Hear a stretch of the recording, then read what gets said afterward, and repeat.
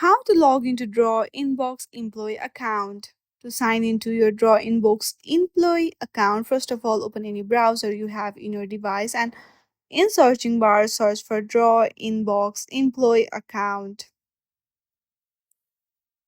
Then hit on the official website of Darwinbox employee account. From here, you will see this display where you have to add your email ID or employee ID, and then you have to enter your password and you have to give the verification code by simply hitting that later. If you do not understand that later, you can also reload that later and get verified.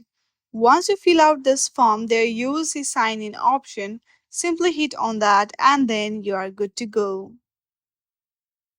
I hope you like this video. If you like this video, then please do not forget to like and subscribe to our channel. Thank you for watching.